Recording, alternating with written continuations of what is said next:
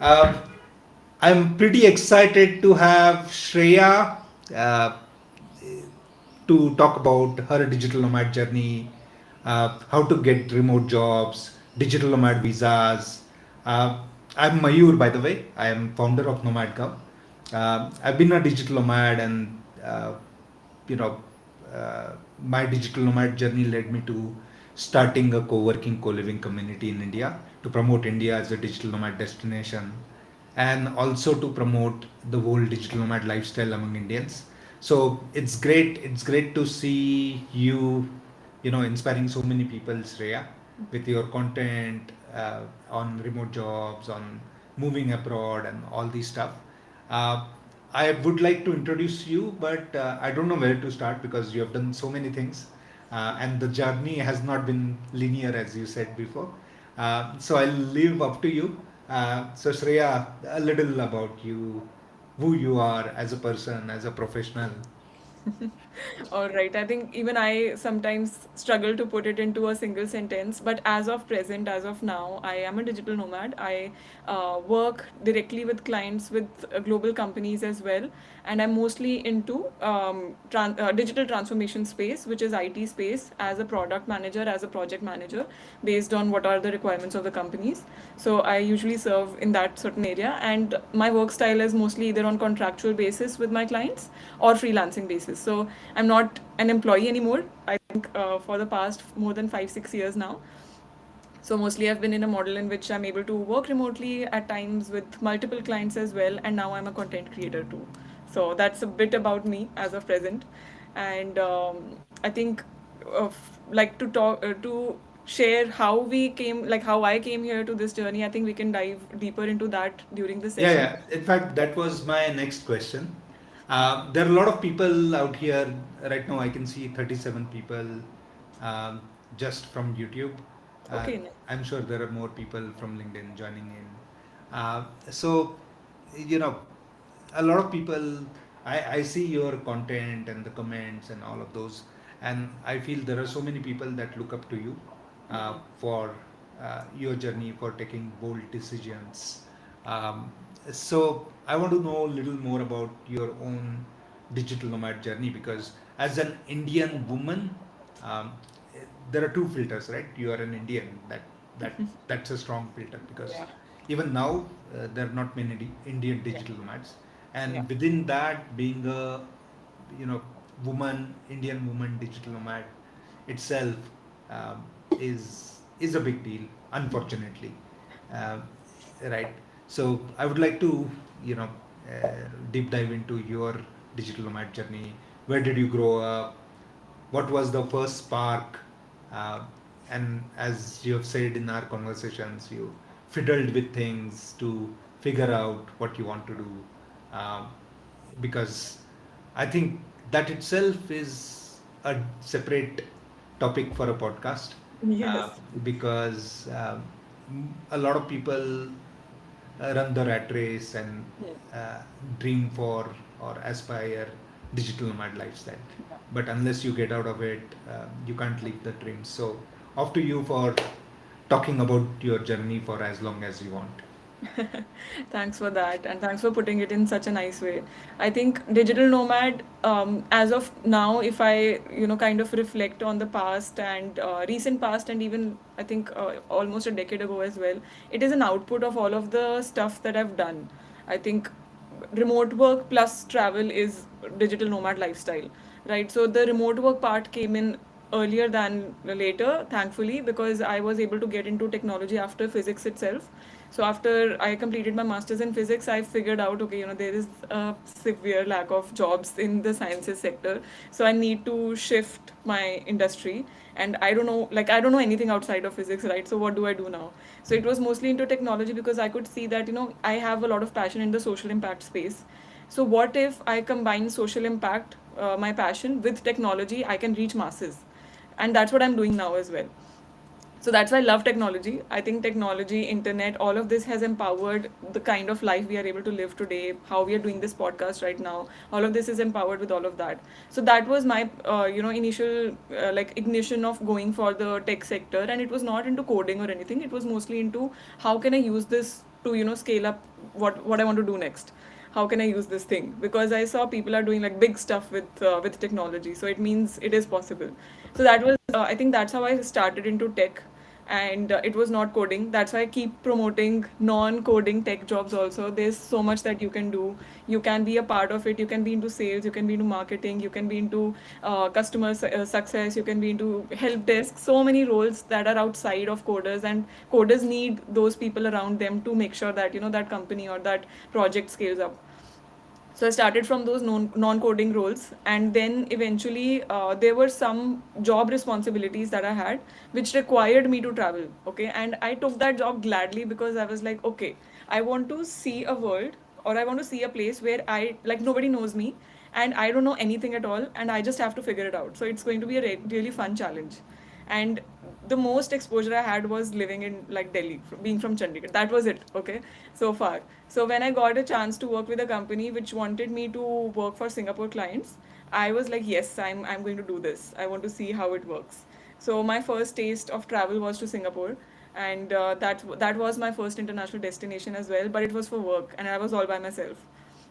So meeting new clients, figuring out how to go there, figuring out language, figuring out internet and SIM card and currency and forex cards and all of that. I think amongst all of that mess, I loved how I felt like those challenges that came in every moment. That's what like fueled me that okay, this is one country and there are so many more. There are so many more cities as well. And if I keep doing this, it will be very very fun.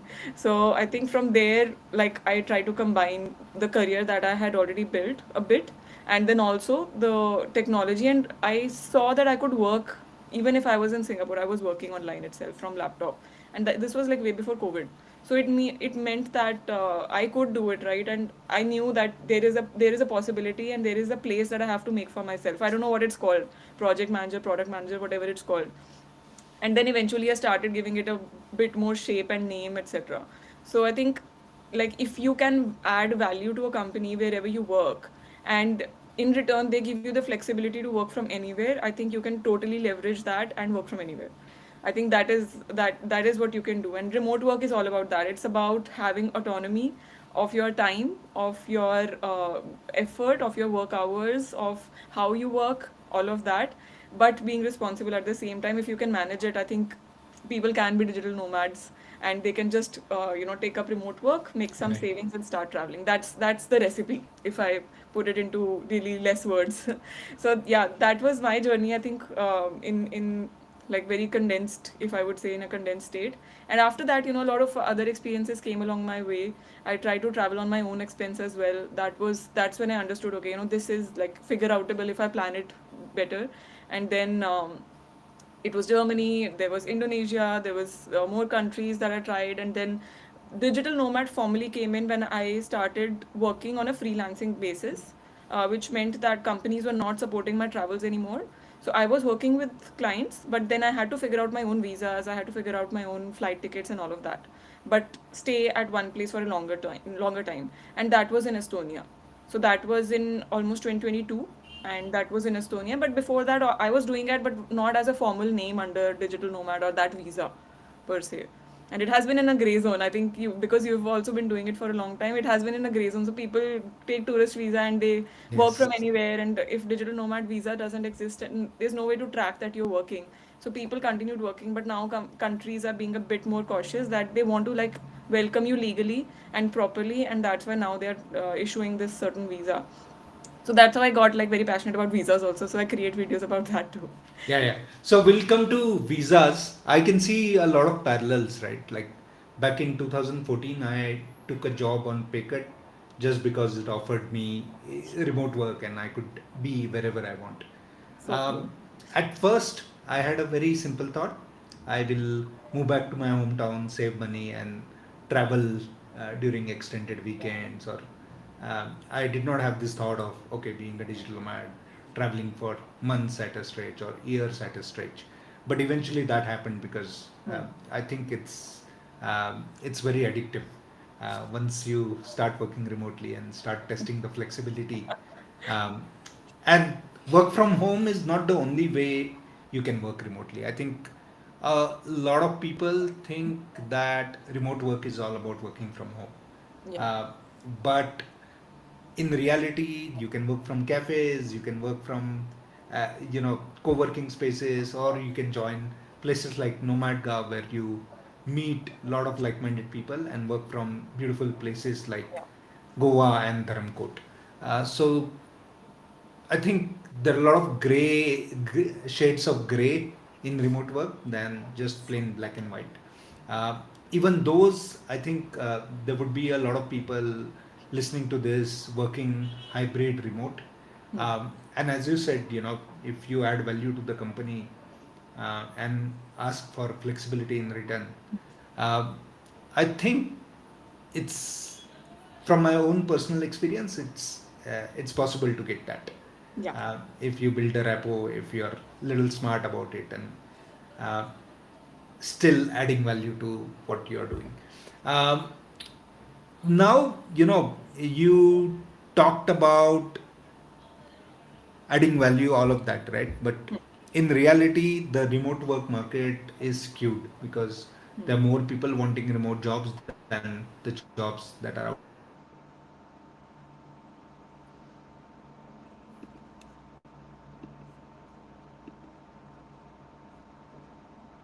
I think I lost Mayur in between.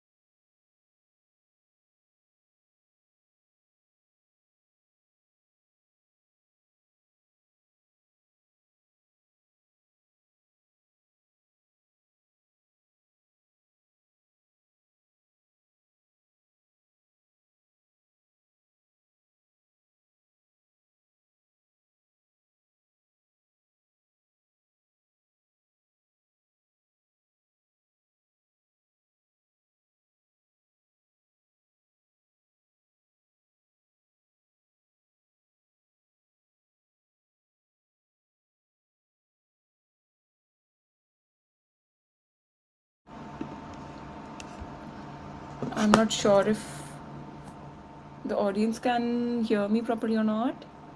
Maybe you can drop a yes if you can.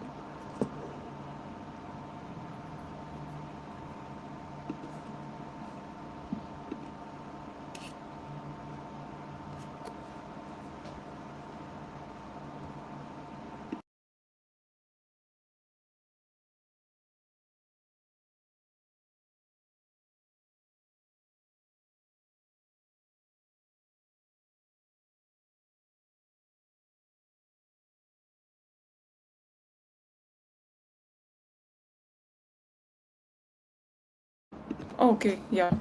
All right then. I think if everyone can hear me fine. I forgot to plug in the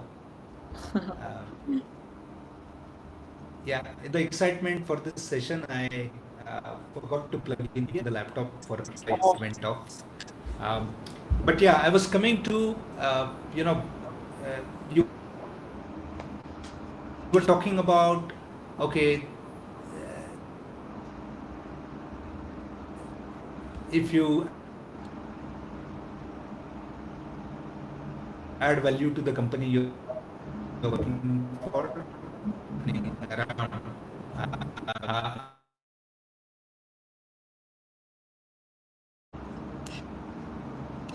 it's you can go to your manager and ask for flexibility, but in reality I think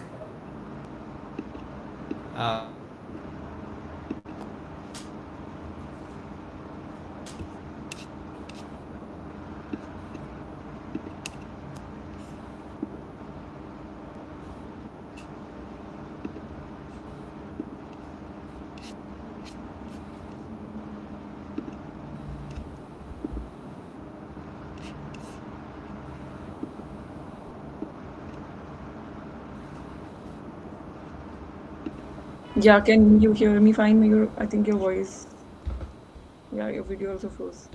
Now I can see you moving. yes, I can hear you. Okay. Okay, awesome. Yeah.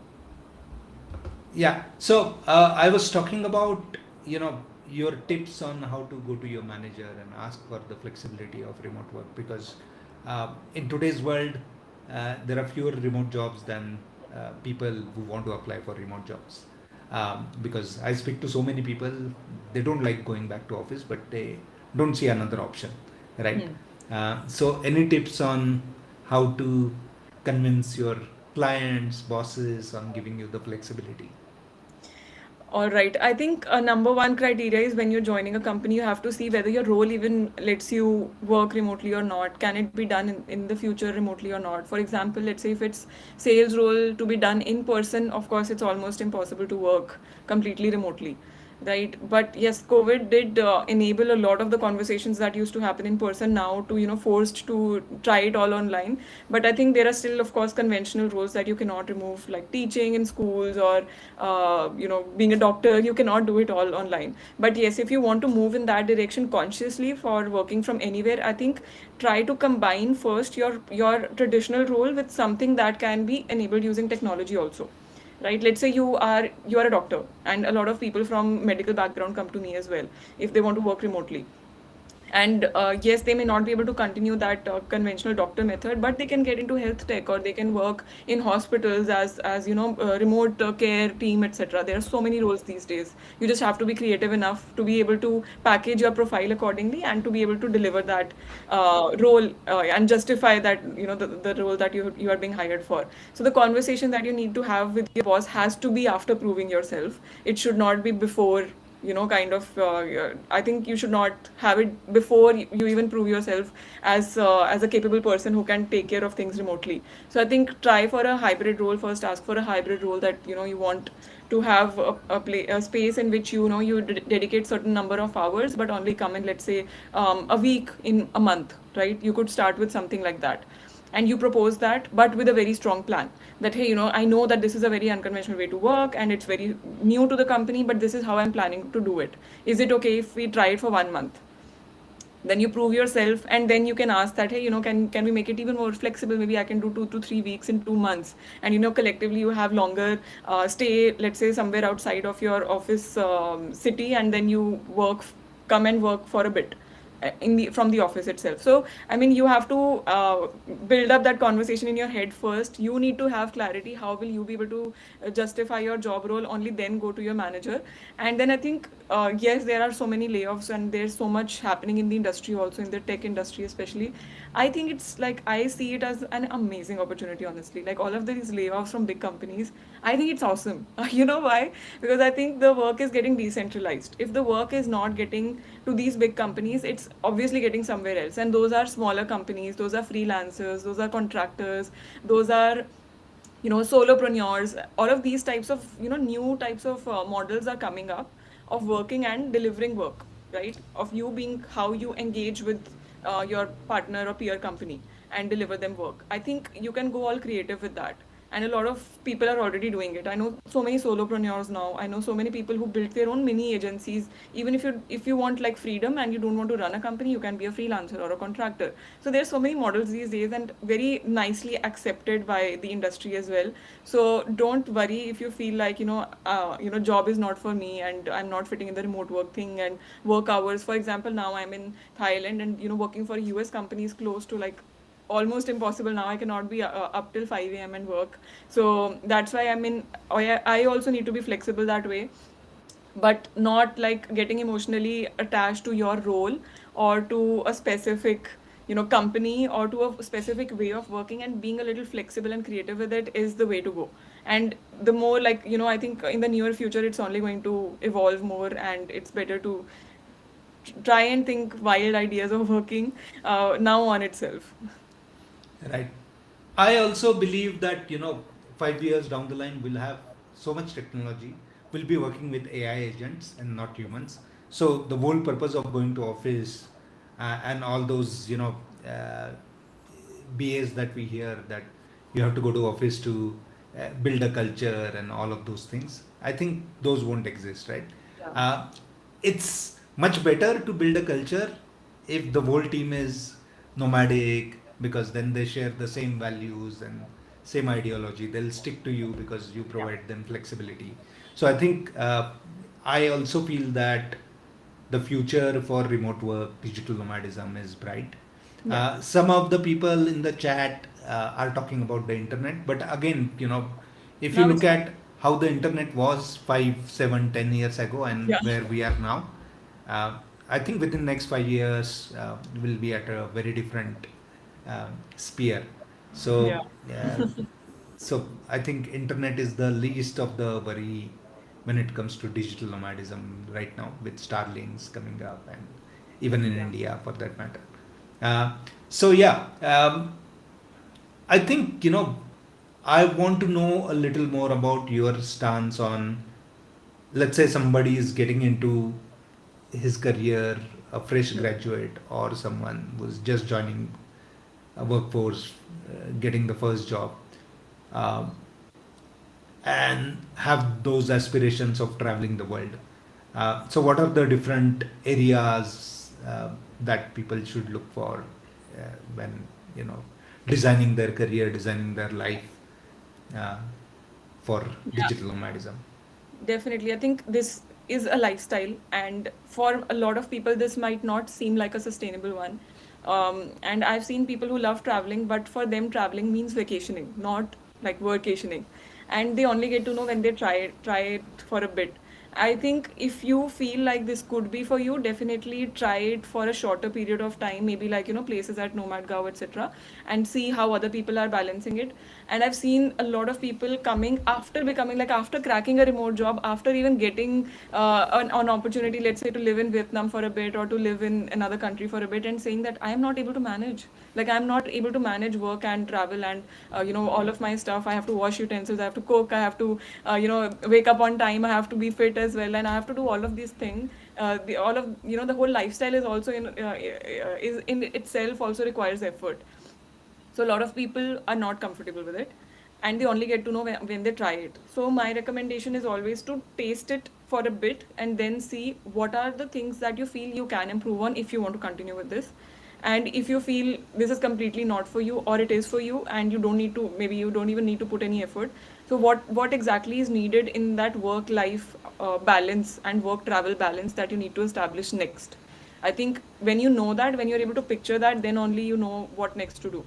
So young, even if people are, even if like it's students watching, or if it's young professional watching, I think I would suggest the same.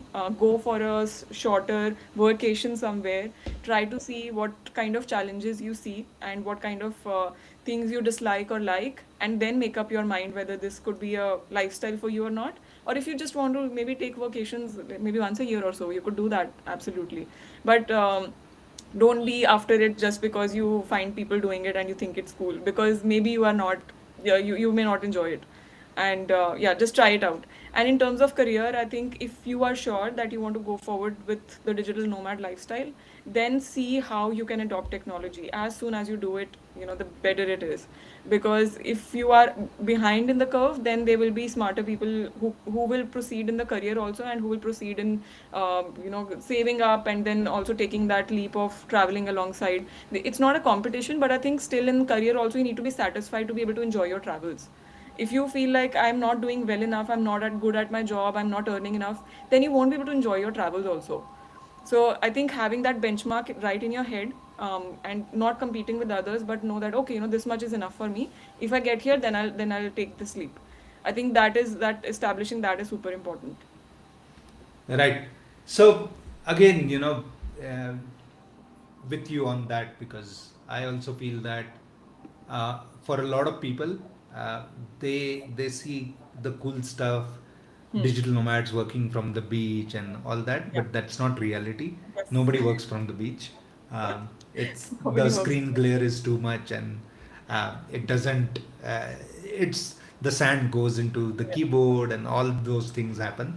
Um, there are two sides to it, right? There is loneliness on one side, because if you're, if you have decided to uproot yourself from where you grew up and Yeah. where you are familiar Hmm. with the place and all, and suddenly you say, okay, I'll seek discomfort and be a digital nomad. um, I think that comes with the cost of uh, having long-term friends, because everything is transient. You're meeting people, making friends, and every couple of months things change for you. Either people go or you go to somewhere else. um, so I think it's very important to be part of communities, Hmm. uh, even for a while. uh, if you could connect with people, build that authentic conversations about how you feel, I think it helps you in your own digital nomad journey, because there are positives to it, there are negatives to it. Negatives.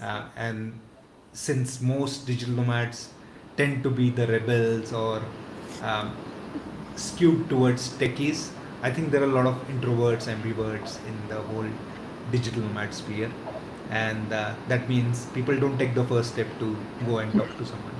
But places like Chiang Mai, uh, or Hoi An or Bali have a lot of events. So, as a digital nomad, I think going to these places, Yeah. talking to other people, and you know, uh, finding people like you is very important, uh, to know that you are not in this journey alone. Yes, and there are so many apps also. Meetups and Facebook events are really good. I rarely use Facebook honestly, but I only use it for Facebook Marketplace to find flat wherever I want to go next. In Athens I was able to find using that. In Estonia I was able to find using that, and then also for events, Facebook events. I think for some reason people go and update on Facebook still if there are any meetups or events happening. So meetups platform and.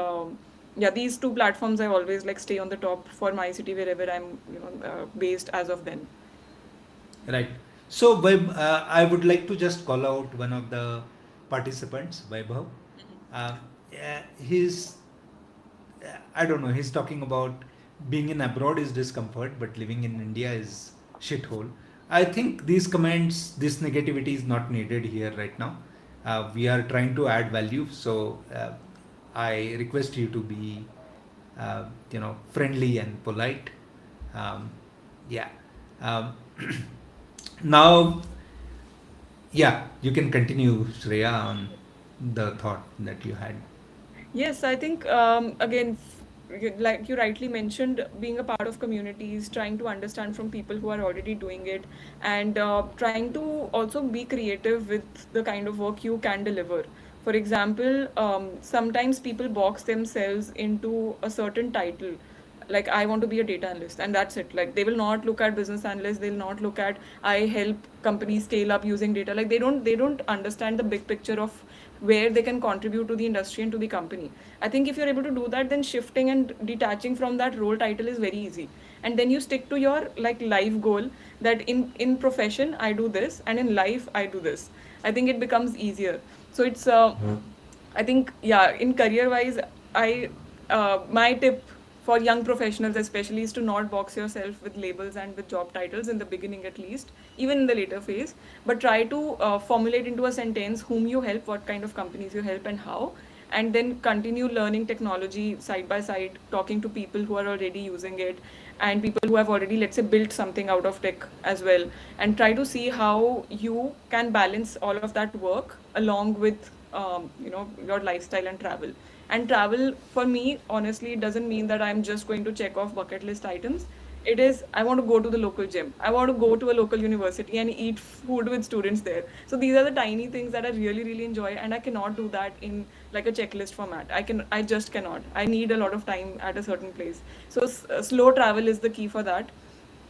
uh, Try that if your job allows. If it doesn't, you can take a break also if your savings are planned accordingly. I think just don't think in the conventional way in terms of your career and in terms of travel. If you can mix both, you will have to figure out what suits you and what is comfortable for you. Maybe you want to try it out just for 10 days, maybe want to try it out for 30 days, and that's comfortable for you. Don't go and search for itineraries how much days are ideal in this city. See how much you can spend and do that instead of just going with the itineraries, etc. So I think Right. that.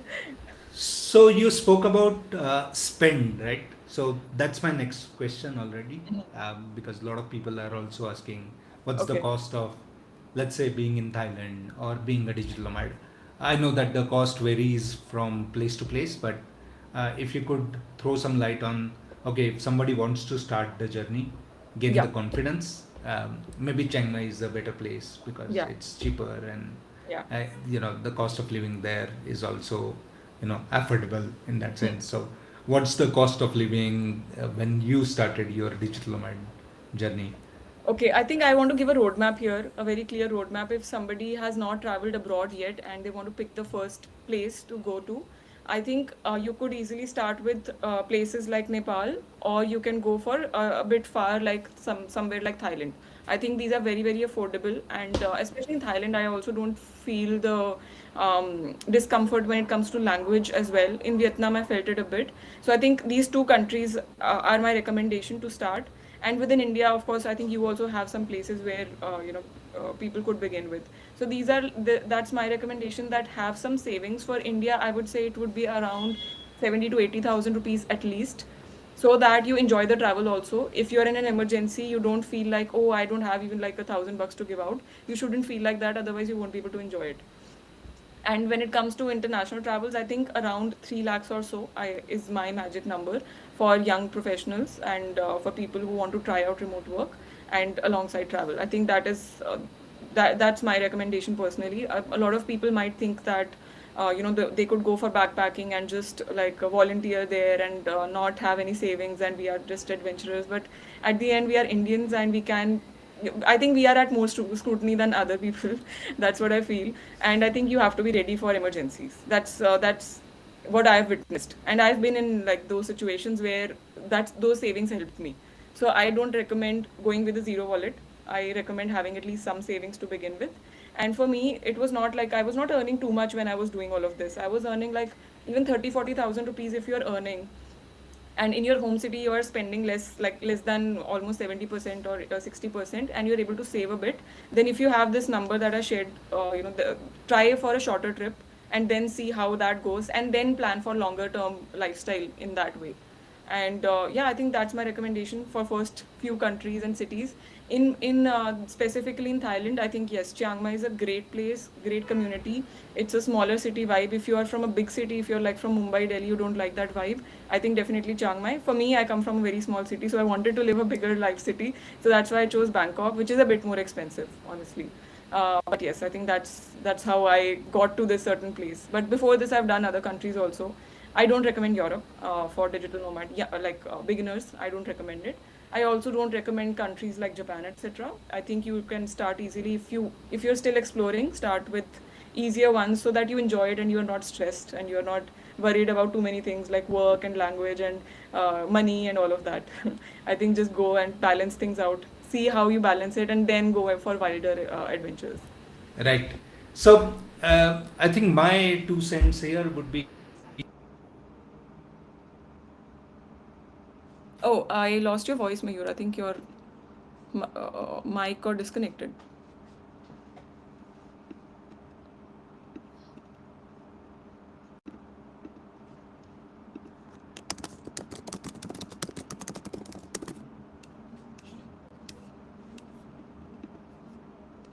Yeah, I think Utsav has asked 3 lakhs a month. No, I meant 3 lakhs in total savings if you have in your bank account. Then trying for a trip like Thailand is, I think, convenient if you don't have any liabilities.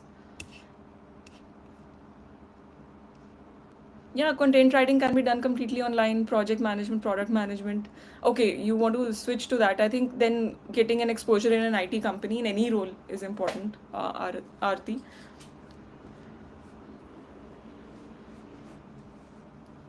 Yeah.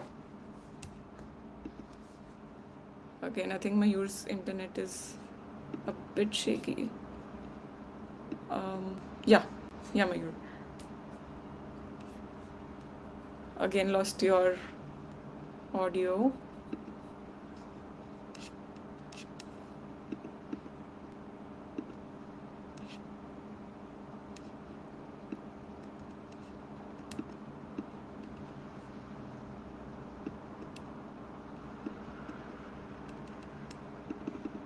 Yeah.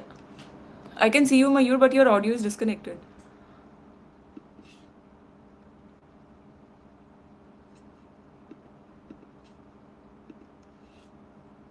I think we'll answer these questions in a bit coming from everybody. I want to pick up these questions because these are really good. So let's just wait for a bit and cover if Mayur has any specific topics to cover, then we can get to the questions.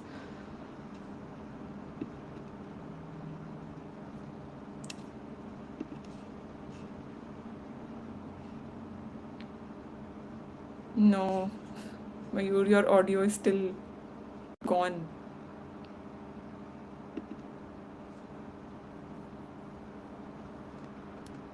I just hope it's not my Mac.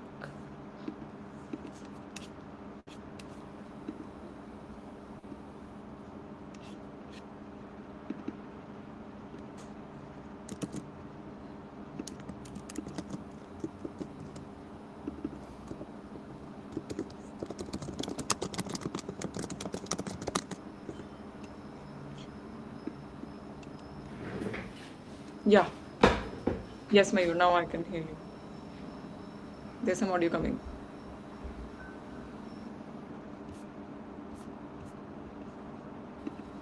Okay, all right. I think we can take some questions as of now already. So let's do that instead. And in the meantime, Mayur can get connected to a better issue, to a better place. All right. Okay, coming to Utsav's question, if I want to be in Thailand for a month working, what kind of budget are we looking at, and how do you cook every day in Bangkok? This is a very important question. If you're a vegetarian, you're going to struggle in almost all countries. I think it's a big pain. So I was vegetarian for almost 6 years, 5 6 years in between. So for me it was super difficult.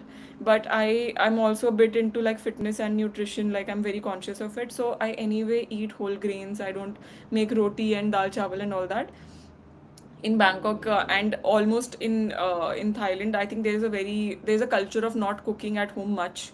There is a kitchen, but you don't cook as much at home. But you rather go for very affordable street food options or food courts. They are also they're very hygienic. Like today, I had like a really nice pad thai for 50 baht only, which is almost 150 rupees, less than that. And yeah, it was at a mall, so very hygienic. And you could go for those options. There will be a struggle. You cannot eat like how you do in India, so you have to be prepared for that. That's why I suggest start with shorter travel so that you understand what kind of issues you'll uh, come across. And in terms of budget, I think if you pick Bangkok, then the accommodations are a bit more expensive and they're harder to get as well because you have to get minimum 1 year of lease. So in my case, the costs are almost under, I would say, 70,000 rupees, but that is on a very high end. I know that I'm talking on a very high end, but if let's say you go to Chiang Mai, you can get a place on rent for one person or for two people also. If you go with like two people together, I think it's way cheaper because you can get a condo on rent, and that is around 20,000 rupees, Indian rupees, for a month, and it will have gym, pool, everything. And then food, you can also again assume 150 to 200 rupees at least per day. Upper limit is 300 rupees per day if you're eating outside. And if you're getting, like for me, like I take, get oats and milk and bananas and eggs and all that, bread, etc. So for me it gets very, very affordable. It's not my bot. But yes, I think that's around on the expense part. So have a budget of around 35,000 rupees a month if you want to live in a place like Chiang Mai. Eastern Europe, you could like I don't recommend on honestly, because there are way more issues there than in Southeast Asia. So compared to visa is one big problem, that is first one. Second is expenses. You get a culture shock. You get a shock like when you see the price is almost like two times, three times than your home country. So that's why like all of these factors combined, there's not that much warmth in community, etc., that you'd be used to in India.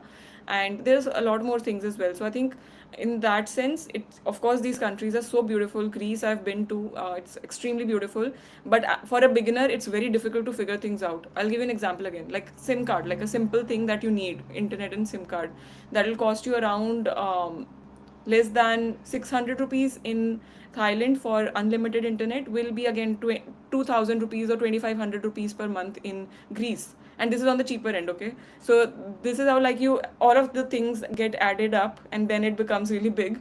And that's how I think for a beginner it can be shocking to see all of that and manage all of that. So I recommend going for easier places to begin with.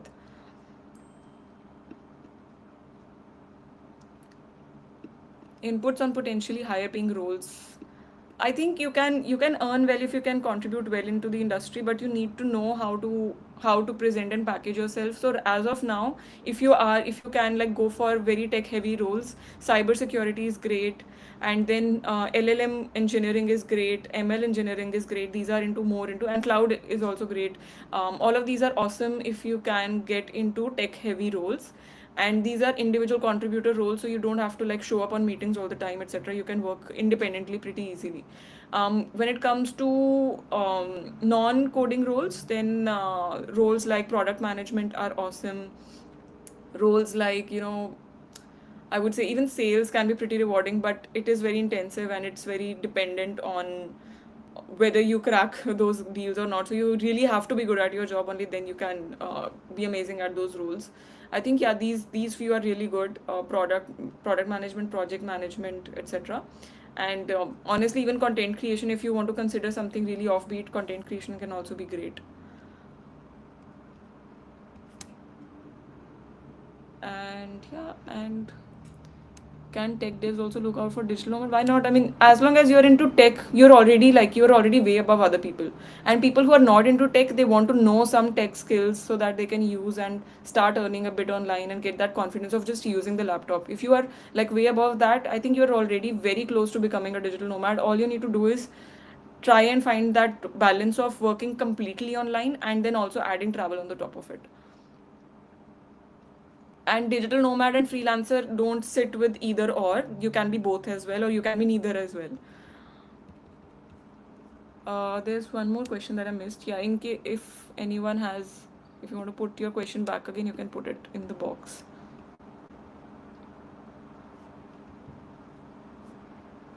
Is digital nomadism applicable for non-technical professionals, or tech professionals can also? It's actually more friendly, as I shared, for tech professionals. For non-tech people, it's a bit difficult. So that's why the first step that they have to take is to, justify the digital part of digital nomad. They have to first do that. A lot of media meta discussions, but nothing actionable. If you have any questions, please drop. But this is supposed to be a fireside chat, so we weren't like, it's not like a class or a course or anything.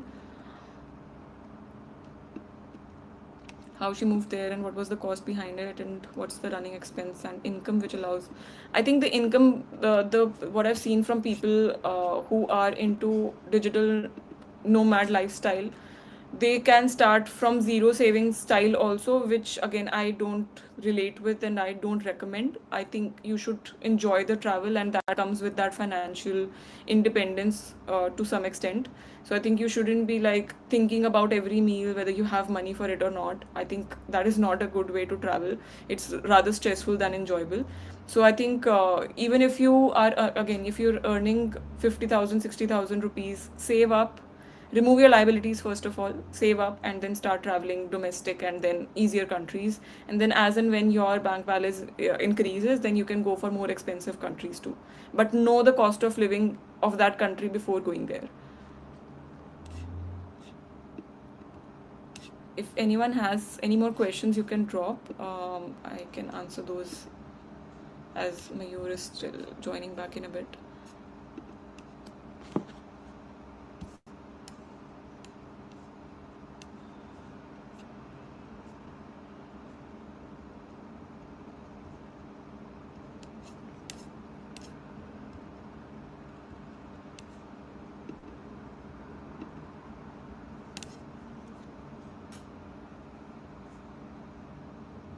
How can we network better while we are abroad, networking in a way that where we can convert it into paid opportunities?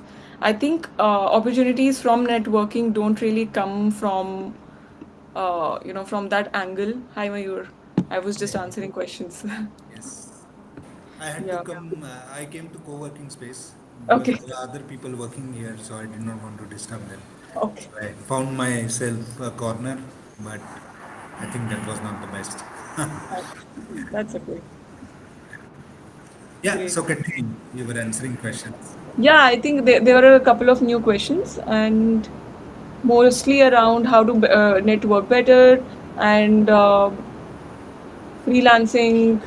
I think all of these conference email template. I don't understand the message still. Like the web has put this two three times, but I can't understand. So yeah, I think networking, according to me, I think it's like when you network, people usually think it's about taking value, taking opportunities, etc. I think networking has to happen with a very open mind. It has to be more about giving. When you give more, you attract respect, and you also attract kind of attention in a positive way. Instead, when you're like asking for things, so networking should definitely be like it should continue online. Like right now, I'm networking with Mayur. So maybe some opportunities will open, but right now I want to give. Like I want to give to his community. I want to give to his his venture, etc. So I consider networking as giving as much as possible, and in return, people will know that you are good at this certain thing, and they will come back to you with those opportunities. So that is how you do it. Show up, especially if you work online, you don't meet people in person. Your digital presence is extremely important on LinkedIn. On you can go on ADP list. That is also a great platform. So yeah, keep exploring these, and show up in meetups, etc. as well.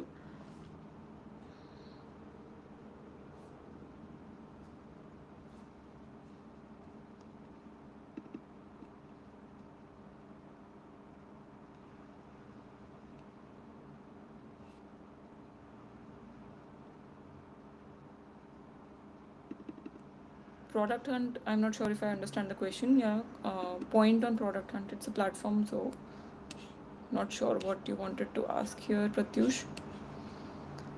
Looking for work from home jobs from IT industry, QA engineer. I think like you can easily find it. Even if you just search on LinkedIn, also you can find that. Just the way of approaching the companies has to be polished. And if you're really good at your work, you have to show your work as well. So even if you stick to just LinkedIn, or just we work remotely, or just let's say angel list, etc., it should be good enough already.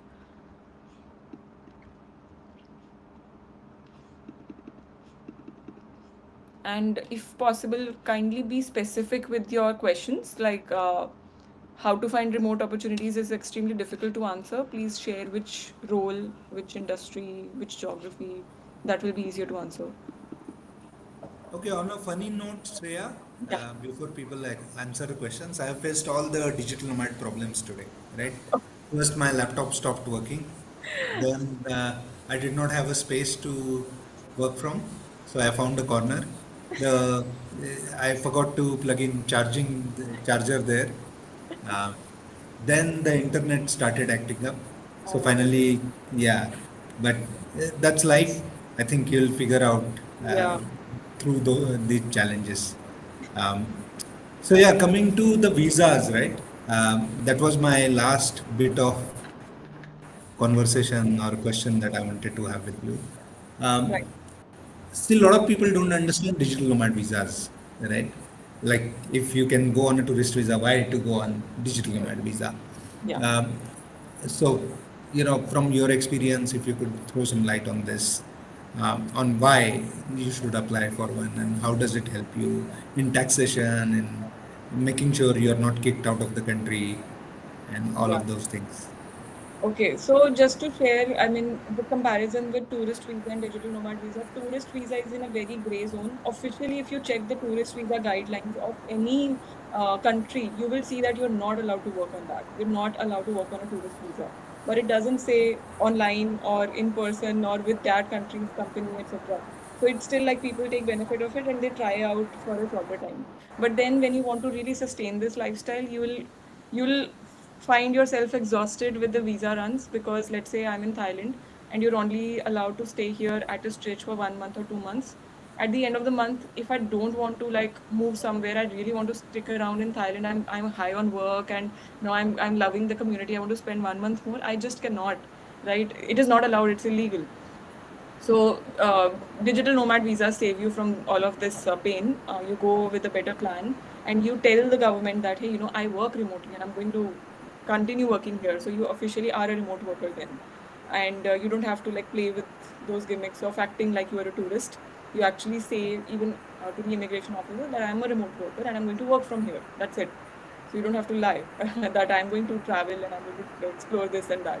So that is one. And coming to the taxation and other stuff as well, digital nomad visas, the countries which have this visa specifically are looking for those people who can earn remotely and who have proved that they have been working remotely, plus they have some savings to sustain in that country, right? So you usually need to prove two things. One is proof of remote work, which can be a joining letter, which can be an NOC letter from your company, could be anything. A proof that you can completely work online and that you've been doing that. Second is your income, and most countries do want you to at least earn, let's say, $700 a month or $1,000 a month at least. This I'm talking about the easy countries that allow you to apply for this visa. And then there's, the higher end, you'll see Iceland asking for like 8,000 euros a month also. There are countries like that too. But yes, that's why I start with easier countries. Like Thailand does not ask you on a monthly basis how much you earn. Even if last month you didn't make money, it will ask you for a total savings of 15 lakh rupees. It can be in FD, it can be anywhere, but you have to prove it. Or you can have a sponsor also for that. And then if you prove that and you prove your remote work, then you can apply and get the visa in return. So that is how the whole thing works, and it allows you to stay. Like my digital nomad visa in Thailand allows me to stay here for 5 years, which is a pretty long time. Like I think no tourist visa, I think no visa will allow you to do that. So that way, now I'm sorted. If I want to go out, let's say I want to be in, I don't know, like Europe for 2 months, and then I want to come back, I don't have to apply for a visa again. I just fly back in, and I'm already, kind of living here. So I can make this my base as well. So these are the benefits. Then every country will have its own laws and rules for taxation. So if you are never allowed to work for that country's clients or company on that country's digital nomad visa. Otherwise, you'll have to take business visa or work visa. That's very obvious, right? So if you have clients, let's say I'm applying for a Thai digital nomad visa, I cannot have Thai clients. Otherwise, it will have to be turned into a business visa, right? Or I cannot work for full time for even remotely for a Thai company. Otherwise, I'll need a work visa, right? So you have to know the category of your visa and the rules. You have to follow that. Otherwise, if you get caught, you can be blacklisted. There's so many things that could happen to you. So just make sure you read through the lines as well. And when you are accepting those terms and conditions, you have to read through that too, and all of the constraints too. In a lot of the countries like Thailand and India, they have dual taxation like agreement, which means you don't have to pay tax in both the countries. If you pay in one and you tell the other that, hey, I pay my taxes back in India, Thailand will be like, okay, fine, like you don't need to pay here. But in some countries like Europe, within European region, there will be some countries which will ask you to pay there also if you exceed a certain duration of stay. That's why I don't recommend Europe, because all of this is very complicated, right? To manage all of this is a lot. and you may not have a European bank account, you may not be able to prove where you're living, and all of that paperwork is a lot of hassle. So definitely read through the lines and know what that digital nomad visa is allowing you and what it's restricting you from. Right. So Shreya, I was I did not hear your thoughts completely on networking abroad, but I heard the last bit. So I would like to put some of my thoughts there, right? Um, I think networking is overrated in my opinion, right? What matters is building relationships. Yes, Um, it has to be two and way. yes, it has to be two-way, especially when you go to meet a person, meet a digital nomad with an agenda. You are never going to form a connection. So build a connection first, and then figure out what you can do together. How could you fit in to the projects that the person is doing, and the way to find these opportunities to meet people. Go to events, find the events out there. Like again, in a place like Chiang Mai or Bali, there are a lot of meetups that happen, a lot of digital nomad related events that happen, or go to a co-living space. So I run co-living spaces in Goa and Dharmkot, where right now there are developers, there are people working for UN, there are consultants, there are marketers, uh, all all working together from the same co-working space and attending events in the evening. That's not networking, but that's building relationships, and co-living spaces offer you those opportunities. um, I think there are some avenues online also. So there are Facebook groups like digital nomads around the world. Um, then I have also seen, Shreya, that you have the whole chat community where you keep posting a lot of resources. So these things help you connect with like-minded people and find the right opportunities. So if you're not following Shreya already, please do follow her. Lots of valuable content. Even for me, I'm not a digital nomad anymore. I'm a digital nomad enabler in a way. Um, but even for me, I see a lot of things that I wish I would have known when I started my digital nomad journey a decade ago, right? 2015 is when I started. Um, so great. Any more questions or anything that you want to add, Shreya? I think I want to cover a bit about comparison, like I think Bali and Thailand, etc. Comparisons coming up in the chat also. I think the drawback with Bali is like if you want to stay close to your country for any certain reasons, I think it is a bit far off. That's one. The geographical location. Second is the visa is very short duration. The nomad visa that they give is very short duration, and also it is like if you want to live in a big city style, then Bali may not be for you. So Thailand has all types. That's why I think it's like closer to India also. If you want to stay close to your country for any in number of reasons. Like for me, my banking is in India, so I have to frequently fly to India, and I can't do that from Bali. And I also want to stay closer to, let's say, Europe and Gulf area. So for me, it's very convenient to be in Thailand. So know your reasons. Know, these are the things that you get to know when you start thinking in depth about all of these things.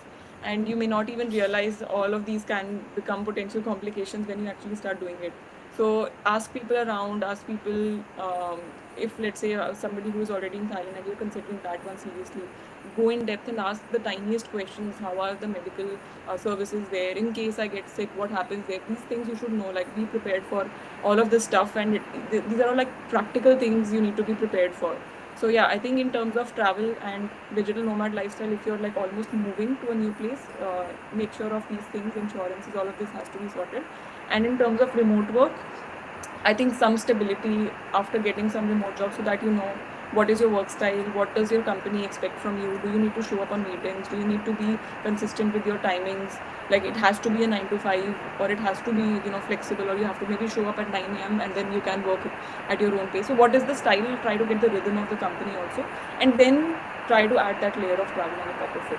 So I think that's the recipe. Coming back to the topic where we started, and yeah, for visas, I mean, Mayur are there, Mayur is also there, and you can ask me as well. I have a lot of knowledge about visas, and people who are already there, try to ask them the specific questions, and you'll surely find answers around it. So go and try it out. Yes. And I think, for a digital nomad lifestyle, you have to build yourself first, right? You have to be disciplined. You have to learn to take care of yourself. I think once you get to that level, once you have the discipline, once you know how to cook, how to navigate, um, how to be culturally sensitive, uh, I think life becomes easier and it's beautiful. Like you will have experiences that you would normally not have being in one place for extended time. Um, so thank you, Shreya. I think people have a lot more questions. Um, uh, I think there is one last one that's very relevant. Can you freelance on digital nomad visa? Yes, I think Lalita, you can, but off to you, Shreya, for speaking more about this. Yeah, of course you can, because freelancers are also, they also earn online. So earn online is the keyword here, not remote job. Like the job word is not that important.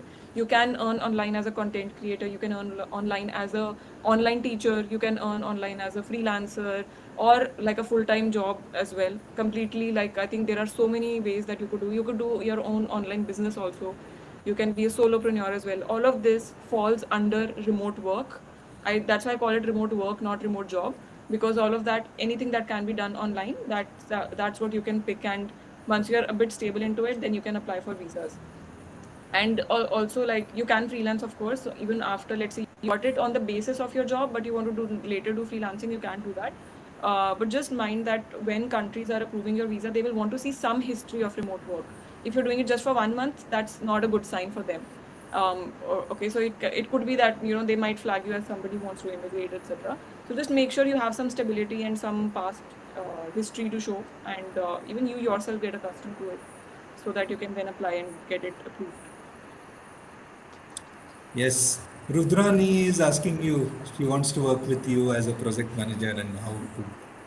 Uh, For you now, think. unfortunately, I don't have any openings. But what I'm thinking now is, I what I'll do is, because as a stable project manager, I don't have a role or an opening for that. But I can do like small projects, and you can be a manager there. You can run those projects. But just come up with how you can exactly help me, and then we can discuss further. So you can message me on Instagram. Awesome. Vaibhav is asking about Malaysia. Malaysia is great. I really enjoyed Malaysia. The infrastructure is top notch in KL, in Penang. Yeah. The digital nomad community is not that extended, especially in I Penang. think, yeah, I also felt the same. It's mostly businessmen and business folks mostly that I Yes, see when I talk, when I look at digital nomads. I'm like, wait, like, are these not supposed to be a mix of different type of people, right. freelancers and So the content diversity is lacking. less? Uh, Yeah, and funny thing is, Penang tried to, the government tried to really bring digital nomadism to the it place, didn't work. and I don't know why it's not popular among digital Yeah. nomads, right? Culturally, it's very I went there like a few months ago, and I also felt the same. I'm like, this can be a lovely place, but it's not marketed well, and maybe people like it's not built here. It just didn't happen perhaps for some reason. So, in fact, I was talking to a friend of mine, Yeah. Chinese, runs a co-living space in Chiang Mai. That Okay. let's start something together in Penang because it's Chinese Indian Yeah. mix sort of town. And I personally enjoy, um, starting co-living or building communities in places where there are none exist. Like we were the first ones to start co-living in Goa in 2019. Dharamkot as well. So hopefully, yeah. So Vaibhav, hopefully we'll have a co-living in Malaysia. Yeah. All right. I think we have past an hour, Yeah. and sorry for the technical issues on my side. Um, I I can definitely guarantee you that it's not because of NomadGao internet. It's just because of my devices and the place I was in. Um, And this so happens to everyone. So it's yeah. like you have to be prepared for it. Yes. So if you haven't already, please follow Shreya as well as NomadGao, because Shreya keeps putting out a lot of insightful content, as I've said. NomadGao, we also try to educate people on digital nomadism, remote work, as well as giving the community flavor to the content that we post there. And we keep doing events like this. So, uh, if you follow us on Instagram, you'll know about what's happening. And maybe one of you could be a speaker if you have an interesting story to tell. Um, so thank you, Shreya. Thank you for joining in, and it was wonderful, insightful, lots of inspiration, lots of knowledge out there. And let's connect about networking. Yeah, Yes. whole topic. Definitely. Thank you so much, Mayur, and thank you to everyone who attended and for being a great audience. Loved the conversation.